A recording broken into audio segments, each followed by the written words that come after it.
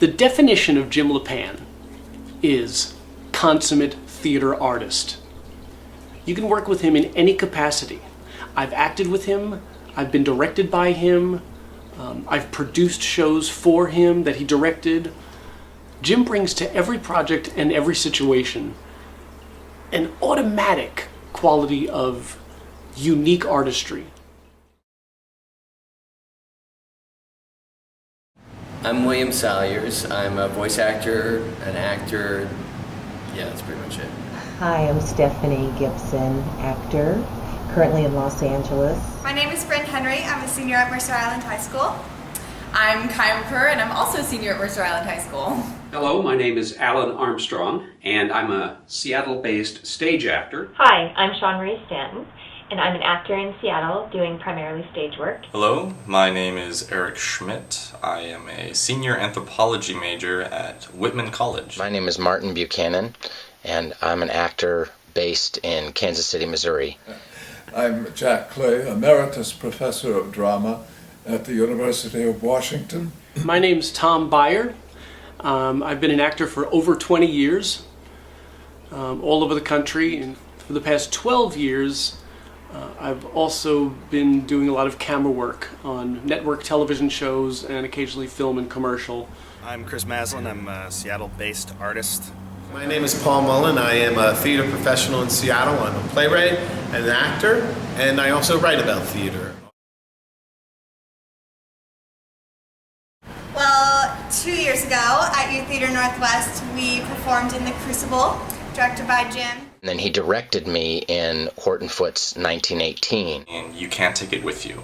In the production of Bunnicula at Second Story Repertory. Production of Love's Labor's Lost that he was directing for the Wooden O Theater in Seattle. He directed me in a show called Holy Days. The time that I worked most intensely with Jim Lapan was when he played the title role of my adaptation of John Gardner's Grendel.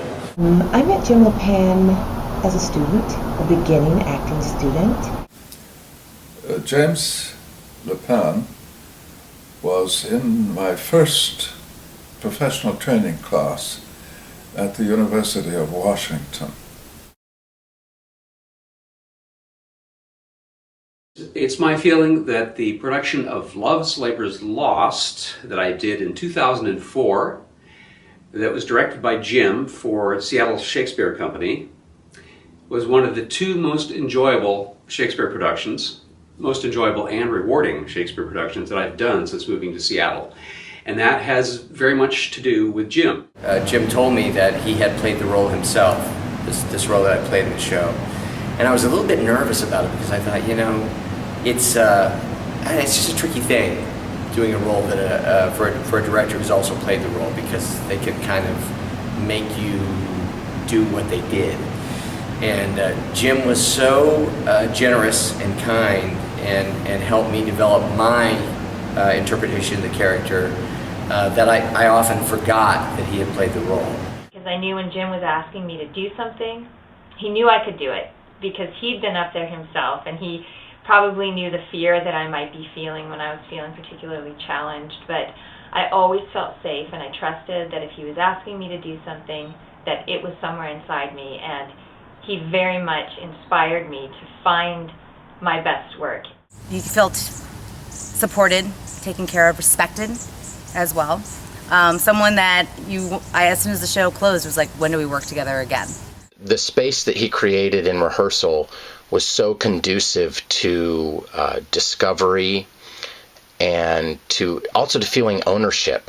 I never felt so much directed by Jim as I felt guided. He created a very, very safe environment for us to just bring our best feet forward and dare to suck.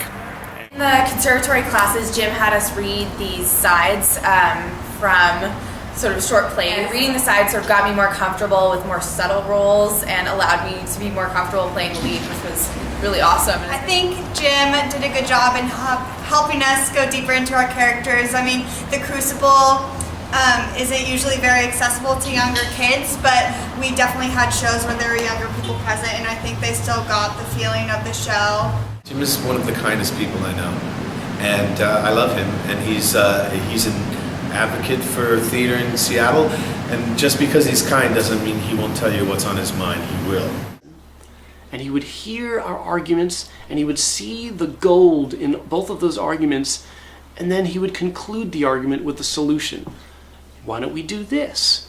And the two of us, it would happen so many times, the two of us would be like, yeah, Jim. Like, angels singing in the background. Like, he would, and this is a mark of his work, no matter where he is, that he can take other people's creativity and then transform it into something greater than it would have been if it was just one person thinking about it. And a major influence on my life.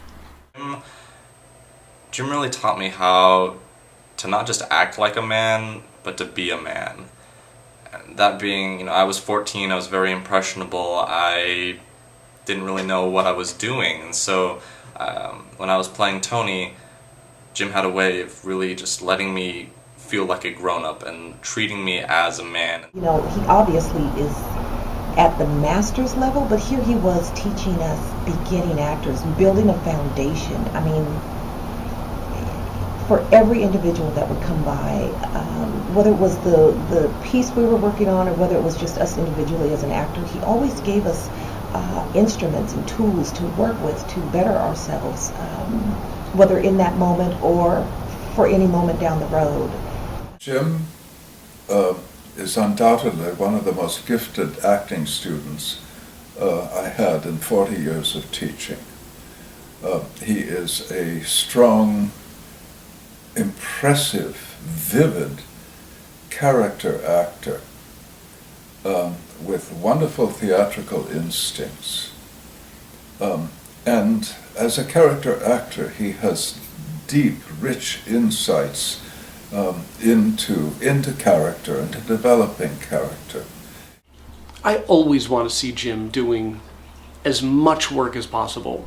I want his artistry to show up in as often as possible. But in the back of my mind, I've always thought, God, that sensibility of his, that nurturing artistry, that consummate craftsmanship would be so valuable to students.